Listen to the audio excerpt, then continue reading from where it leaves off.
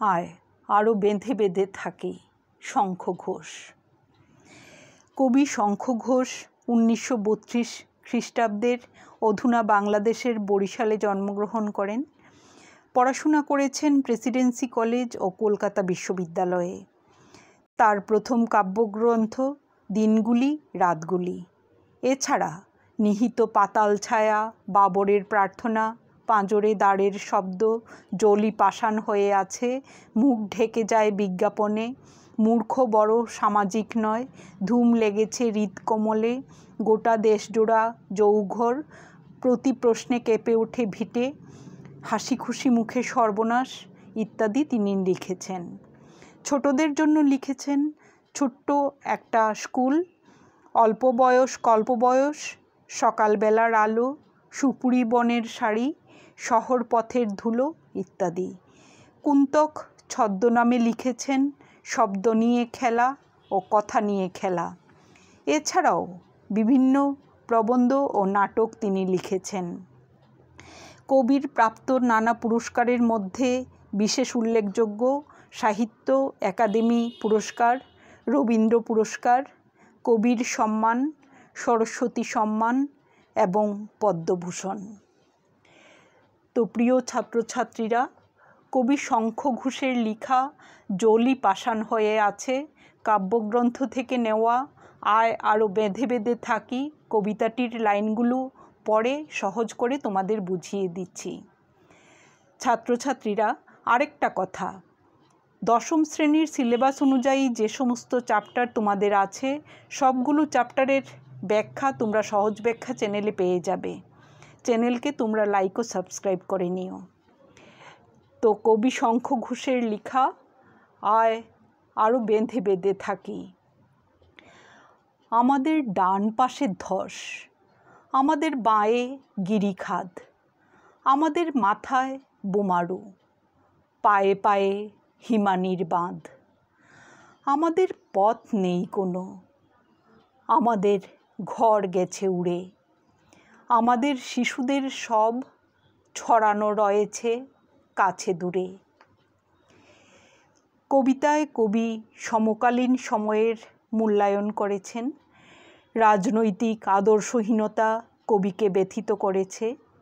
বাঁ দিকে গিরিখাত আর ডান দিকে ধস জীবনের চলার পথকে দুর্গম করে তোলে।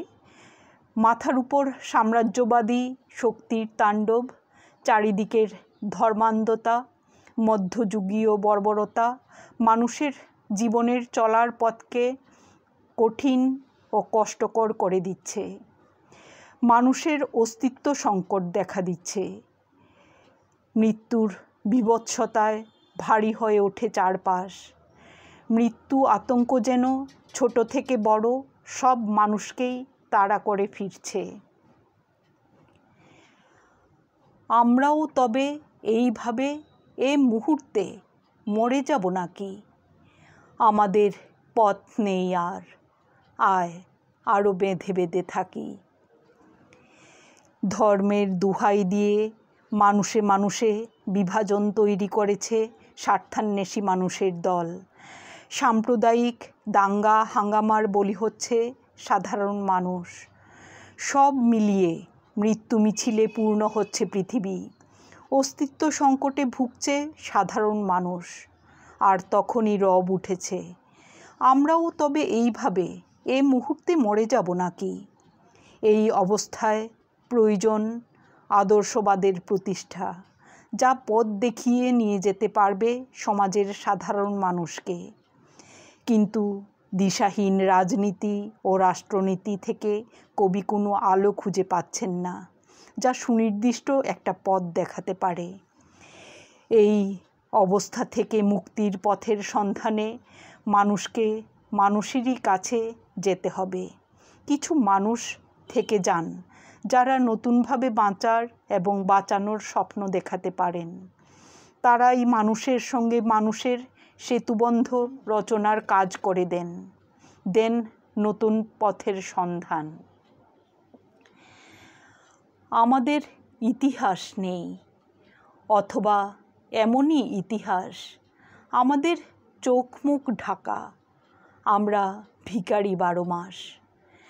পৃথিবী হয়তো বেঁচে আছে, পৃথিবী হয়তো গেছে মরে, আমাদের কথা কে বা জানে, আমরা ফিরেছি দৌড়ে দৌড়ে। যে প্রীতি, সম্প্রীতি, ভালোবাসা মানুষের সঙ্গে মানুষকে এক আত্মীয়তার বন্ধনে বাঁধতে পারত, আজ তা বিরল। কারণ আমাদের সত্যিকারের ইতিহাস থেকে আমরা বঞ্চিত। ইতিহাস মানে শুধুমাত্র রাজাদের যুদ্ধ বিগ্রহ নয়, ইতিহাস মানে ঐতিহ্যের বিস্তার, ইতিহাস মানে সুদৃঢ় ভবিষ্যতের ইঙ্গিত। যারাই যখন ক্ষমতায় এসেছে, ইতিহাসকে তারা নিজেদের স্বার্থে পরিচালিত করেছে। তাই মানুষের যথার্থ ইতিহাস কোনো মূল্য পায়নি। সেই ইতিহাসে তাই আমরা ভিখারি 12 মাস। এই কারণেই জঘন্য ইতিহাস সাধারণ মানুষকে ভুল পথে পরিচালিত করে। এই প্রথাগত ইতিহাস মানুষকে অন্ধ করে তোলে, নিজস্বতাহীন করে তোলে। তাই শাসক শ্রেণীর চাপিয়ে দেওয়া ইতিহাসকেই নিজেদের ইতিহাস বলে মেনে নিতে হয়। কিছুই কোথাও যদি নেই, তবু তো কজন আছি বাকি। আয় আরও হাতে হাত রেখে, আয় আরও বেঁধে বেঁধে থাকি।